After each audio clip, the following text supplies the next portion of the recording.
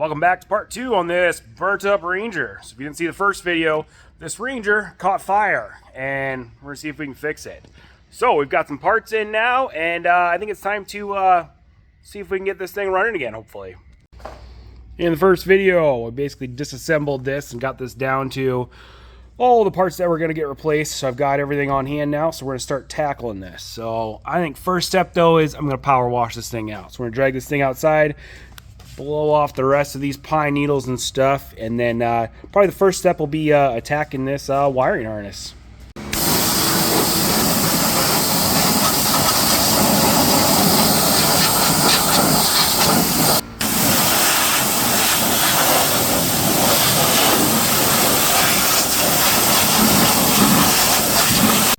We got a delivery from Powersports Nation. If you guys need parts, this is the best place to go to for any used like ATV and side-by-side part. They've got basically everything. So I got everything that I needed for this Ranger through there at a fraction of the price. So let's get this unboxed and see what we all got here. All right, this is everything we got. So we got our seat back. We got inner clutch cover, outer clutch cover. There's our air box.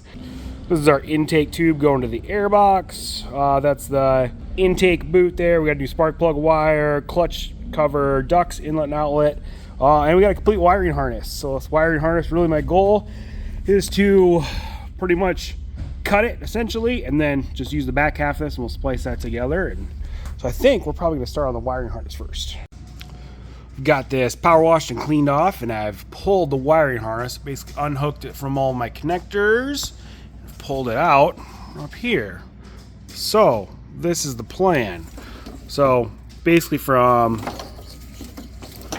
here on back, the wiring harness is fine. So I'm gonna open this up, and then basically on my new harness, we're gonna splice in from here on back. So we'll get this cut open and start matching up some wires. So here's my old harness. Clipped it off, and this is what I'm gonna replace it with. So the main reason I went for this whole harness is because I've got all these connectors, whereas on the old harness, some of these connectors were also very melted. So it would have been kind of hard to fix that way. And even then, the wires were kind of burnt all the way up to the very edges of the connectors and stuff too. So now, my plan is to match up some colors. We're gonna splice these all back together. In order to splice all those wires back together, we're going to use some of these. So I've never tried these before, but I've seen ads for them and stuff. Basically, that's kind of a low temperature solder inside there with some heat shrink tube. So you can butt your two ends together and then melt it with a flame and basically solder these connections back together. So it should be a nice kind of watertight, very good connection between the two. Okay, this is our first try. So we got one that was kind of butted together, and we're going to melt it. I think these are supposed to be able to be done just with little flame like this. Oh yeah, starting to melt in there.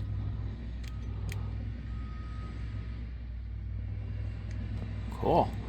And then it shrinks and also kind of glues the ends as well, so it should be a nice good connection. Okay, so now we just have like 30 more to go. Just like that, they're all stitched back together. Boy, I'm gonna be pretty happy if I plug this thing back in and I got no check engine lights.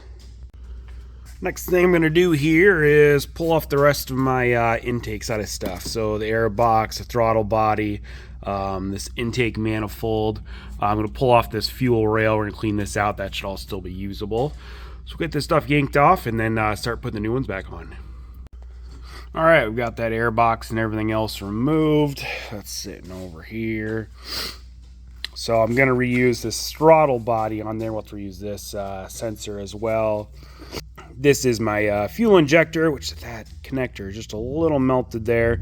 I think I'm gonna have to sand this edge down a little bit. I don't have another injector sitting around, so we'll see if we can get that to snap into the harness and then get this stuff put back in there. And then probably the next step is we're gonna make a couple different coolant lines. So this was the one going into the thermostat housing. I kind of snipped it a little farther down there. I'm gonna make a couple splice pieces, one to go there. We've got another one that's going to splice from there to there, and the fuel line too. We'll splice into that and go back to our fuel rail.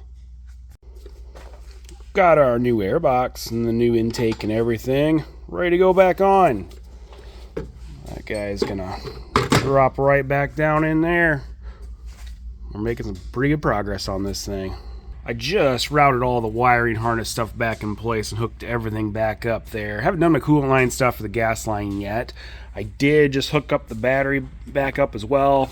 Unplugged the fuel pump over there so it doesn't shoot gas. But I just wanted to turn this thing on, see if it powers up, see if it throws any check engine lights or anything like that right away. So let's see what it does here.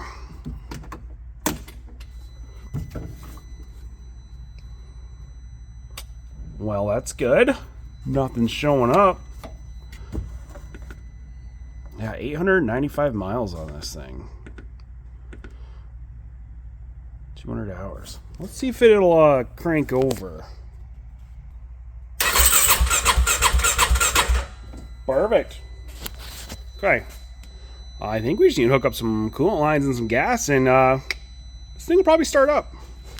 I just finished reinstalling my coolant lines and the gas line and stuff. Basically, I made a couple little splices. Boy, in hindsight, I should have just ordered these things from Powersports Nation too. It just was a lot of dumb little trips to a couple different places to find the right size tubing and the right size adapters and stuff like that. But we've got that hooked up and coolant back in it, so we're gonna see if this thing starts. All right, moment of truth.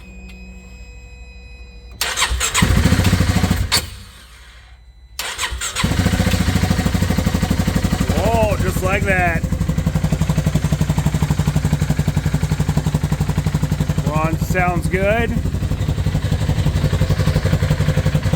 No check engine lights on the dash. We're gonna let it run here for a little bit. Check and make sure our coolant temperature is working.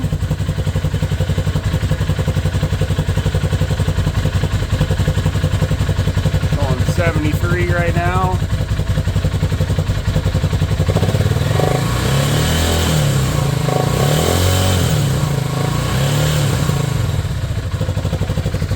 Sweet! All right, very promising. My wiring worked out. I'm happy about that. Everything seems to be running just fine. Nothing's leaking or anything. So I'm gonna start putting these clutches back on. We're gonna put this inner clutch cover back on. We're gonna zip tie all my wiring harness back up, get the clutches back on, all the intake tubes and everything else. And this thing's gonna be ready to drive here pretty shortly. Got the back clutch cover back on and the little intake and exhaust vent tubes for it. So next, we're throwing our clutches back on it, and then a belt, and then the outer clutch cover. Then we can pretty much drive it. That clutch cover is all back installed. Clutches will all work the way they're supposed to. Really, we've just got this intake tube left. It's gonna route into the air box there, and then we need to basically put this seat back and stuff back in place. And I think that's kind of the last piece on this thing. We are on the last couple steps. Got this little seat back in place. Installed the seat belts. Basically, we just need to suck the seat back down in place, put the bottom seat into, and this thing is absolutely back together. Not too bad. Then we're gonna make sure that it drives. Well, this thing is all back together. It is time to go take it for a drive. So far, everything seems to be working. I did just have to throw a fuse in for the headlights, switch the headlights on, and they didn't come on, which just a blown fuse under the seat, which I thought there'd be more blown fuses considering this wiring harness was all melted together and everything else. But other than that, it seems to be ready to go. So let's go take it down the road and see if everything feels the way it's supposed to. Well, so far it seems to drive like it's supposed to. We'll go around the block here a little bit.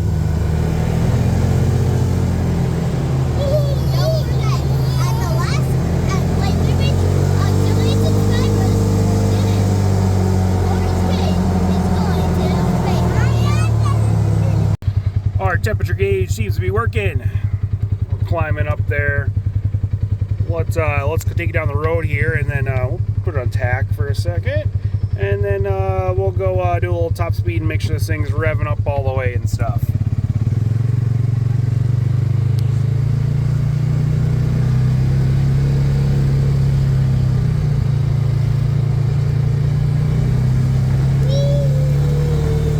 max RPM on these is roughly like 7,000 RPM, but it should cruise at kind of 6,000 or 5,000 there right now.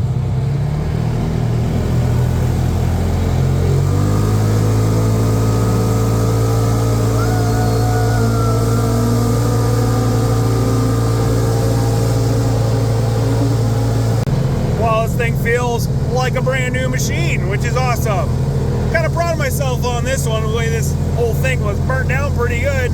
I didn't know if it was going to come back or not. Really, the last little thing is we'll just kind of watch our engine temperatures and make sure our cooling fan kicks on, but other than that, everything else seems to be working the way it's supposed to.